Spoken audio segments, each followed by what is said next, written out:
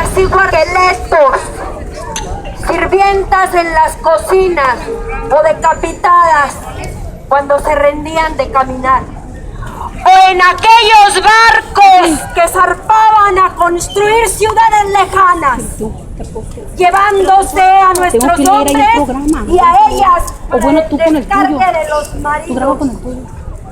El miedo es un mal consejero, decía Yarinze, cuando le discutían la audacia de sus estrategias. Sus imágenes eran tibias. La sangre se disolvía por dentro como cuando uno se hace una herida en el agua. Se aferra a su mundo como si el pasado no existiera y el futuro fuera herida en el agua. Se aferra a su mundo como si el pasado no existiera y el futuro fuera solamente una tela de brillantes colores. Es como los que se bautizaban creyendo que el agua lava el corazón, que no podrían con los caballos, los bastones de fuego, las duras y relucientes espadas, que no había más que rendirse y esperar, porque sus dioses parecían más poderosos que los nuestros. Todavía me parece oír sus lamentos después de la batalla a 5 días de camino de Maribío. Habíamos tenido noticias de la expedición de los capitanes.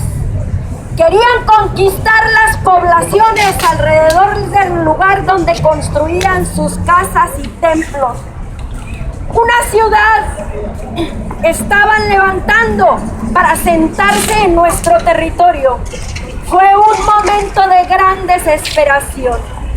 En ese tiempo no dejábamos de atacarlos de noche y de día por sorpresa, aprovechando el conocimiento que teníamos de la tierra y sus escondrijos.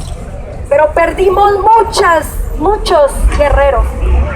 Después de la primera reacción, sacaban sus bestias y tiraban fuego con sus bastones.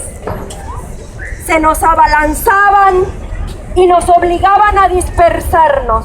Entonces, a Tacoyete, el anciano sacerdote, se le ocurrió una estratagema que seguramente haría retroceder a los españoles. Por 2 días y sus noches discutimos entrados en el monte alrededor de las hogueras. Yo no estaba de acuerdo. Se me hacía un sacrificio inútil, si bien no dejaba de pensar en el efecto que causaría en los españoles. Pero nuestros ancianos merecían mejor muerte. Unos en favor, otros en contra, y finalmente el anciano mayor que todos respetábamos, el de pelo blanco, hizo que echáramos a suerte la decisión. Me parece estar viviendo en la noche el círculo apretado de guerreros alrededor de las 3 principales. Las teas de ocote puestas en la horquilla de los árboles, Coyobet y Tocotillé sentados en el suelo fumando su tabaco. Lanzaron las flechas, el aire vibró en los arcos. Los de Yarinze y Coavit se posaron lejos. Astochimal perdió, bajó la cabeza y profirió grandes lamentos. Esa noche los guerreros escogieron en las comunidades a 40 hombres y mujeres ancianos. Los llevaron a nuestro campamento todavía con las caras soñolientas envueltos en sus manos. Se pusieron a mascar tabaco sentados en un círculo. Tacoteite les habló. Les dijo que el señor de la casa, Chipectote, le había hablado de un sueño, diciéndole que para sacar a los invasores del mar había que hacer el sacrificio de hombres y mujeres sabios. Los guerreros debían después vestirse con la piel de los sacrificados, ponerlos en la primera línea de combate y así se asustarían y huirían los españoles. Así renunciarían a construir sus ciudades. Ellos, les dijo, habían sido escogidos para el sacrificio. Serían sacrificados al alba. Yo miraba oculta.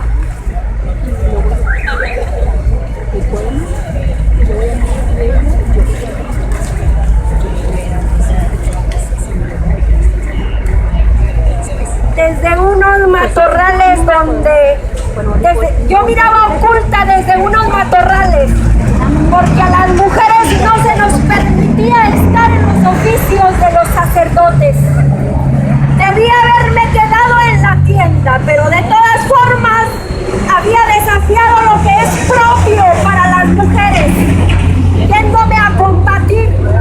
Era considerada una texose, una bruja. Le había encantado hallarse con el olor de mi sexo. Vi así esta escena en la bruma del amanecer. Los ancianos envueltos en sus rebozos, juntos los unos a los otros, con sus rostros surcados de arrugas, escuchando, se quedaron en silencio. Luego, uno a uno se postraron sobre el suelo dando grandes lamentos. Sea pues, sea, decían. Sea, sea, hasta que sus voces parecían un canto. Yo sentía en el pecho una vasija rota. Veía las figuras de nuestros ancianos que debían morir al día siguiente. Y con ellos moriría la historia de nuestro pueblo, sabiduría, años de nuestro pasado. Muchos eran padres o parientes de nuestros guerreros que miraban con caras de obsidiana todo aquello. Y sufríamos tanto, cuando en la madrugada del día siguiente, Tocateide fue sacado uno a uno sus corazones en el improvisado altar. Todos teníamos un peso en nuestras espaldas y el odio a los españoles como fuego en nuestra sangre. Tacoteide les quitó la piel uno a uno. 40 de nuestros guerreros se vistieron con aquellos mantos terribles, algunos liberando por fin profundos gemidos. Cuando todos estuvieron así vestidos, era una visión que a nosotros mismos nos estremecía. Nuestra pena se hizo a un lado cuando imaginamos a los españoles mirando lo que nosotros veíamos. Sin duda, no podrían soportarlo. Sin duda, sus bestias se espantarían. Lograríamos vencer. No sería vano el sacrificio de los ancianos. No calculamos la dureza de sus entrañas. Ciertamente sí, se asustaron. Los vimos retroceder y en ese movimiento cayeron muchos atravesados por nuestras flechas envenenadas. Pero después parecieron llenarse de furia. Nos embistieron gritando que éramos herejes, impíos. Armaron terriblemente algarabía de muerte con sus caballos y sus lenguas duras, sus palos de fuego. Esa noche, ocultos de nuevo en la montaña, no queríamos ni vernos las caras. Esa fue la noche que muchos dijeron que sus dioses eran más poderosos que los nuestros. Yarinze se tumbó con la cara sobre la tierra, se enlodó el rostro y no permitía ni que me le acercara. Era un animal herido, tal como Felipe pensando en sus muertos, pero también se levantó del derrumbamiento de su cuerpo. Reconozco mi sangre, la sangre de los guerreros en Felipe, en el hombre que yace en la habitación de la viña, revestido de serenidad y con actitud de cacique. Solo ella se bambolea como la mecha en el aceite y no puede contenerme dentro de su sangre. Tuve que llamarlo, esconderme en el laberinto de su oído y susurrarle. Ahora se siente culpable. Es un fragmento de La mujer habitada de Gioconda Belli. Gracias.